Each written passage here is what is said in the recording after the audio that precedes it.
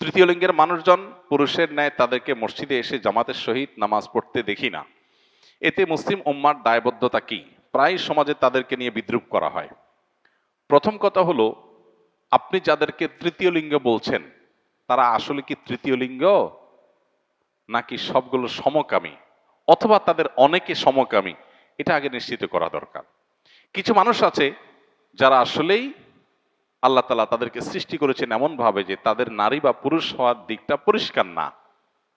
তিনি পুরুষ হওয়ার পাশাপাশি তার মধ্যে নারীত্বের কোনো সিমটম বা আলামত আছে, অথবা তার বডির স্ট্রাকচারে নারী হওয়ার পাশাপাশি পুরুষের কিছু আলামত আছে, হতে পারে, যাদেরকে আমরা হিজড়া বলি।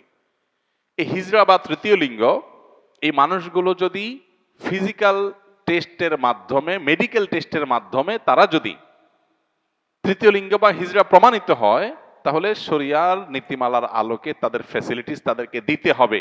রাষ্ট্র এবং সমাজের সেখানে দায়বদ্ধতা আছে, এবং এক্ষেত্রে তাদেরকে যে কোণঠাসা করে রাখার প্রচেষ্টা, সেটা বন্ধ করতে হবে। এতে কোনো সন্দেহ নাই, একজন মানুষ তিনি গায়ে গোত্রে পুরুষ, হয়তো নারীত্বের কোনো আলামত তার মধ্যে আছে, তাহলে পুরুষের সমস্ত ফ্যাসিলিটিস তিনি পাবেন। মসজিদে আসবেন, পুরুষের সাথে নামাজ পড়বেন, এবং ট্রিটমেন্ট করে যদি পরিপূর্ণভাবে তার নারীত্বের যে ইস্যুগুলো আছে সেগুলো রিমুভ করে তাকে স্বাভাবিক পুরুষে পরিণত করা যায়, শরীর সেটাকে অ্যালাউ করে।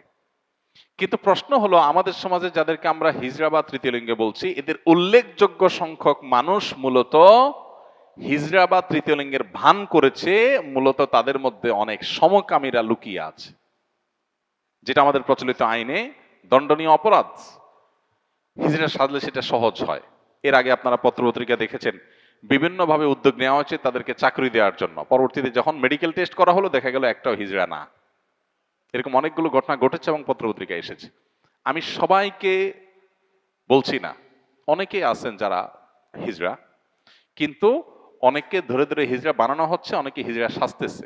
মেয়েদের মধ্যে ঢুকার জন্য হিজড়া সাজতেছে পুরুষ হয়ে, আবার ছেলে হয়ে মেয়েদের মধ্যে ঢোকার জন্য তিনি মহিলা হিজড়া, মহিলা টাইপের হিজড়া সাজতেছেন। তো এই জিনিসগুলো নতুন না, এই জিনিসগুলো অনেক পুরাতন। মেডিকেল টেস্টের এই সিস্টেমটা তুলে দেওয়ার জন্য সরকারের একটা অথরিটি আরেকটা অথরিটিকে চিঠি দিয়েছে এবং চেষ্টা করেছে, এটাও এদেশে ঘটেছে। দুর্ভাগ্যজনক, মেডিকেল টেস্টের মাধ্যমে তারা নিজেদেরকে হিজড়া প্রমাণ করার পর তাদের অধিকারগুলো দিতে সমস্যা কোথায়?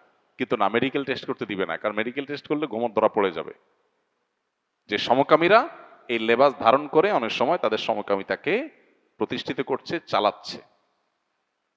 ঠিক একইভাবে যে সমস্ত মানুষগুলো সমাজে আজকে নিগৃহীত, তারা জুলুমের শিকার, তাদেরকে সমাজ কোনোভাবে অন করছে না, সেই মানুষগুলোর অধিকার আদায় করা দরকার। সেটা নিয়ে আমাদের সোচ্চার হতে হবে, কিন্তু অবশ্যই মেডিকেল টেস্টের মাধ্যমে।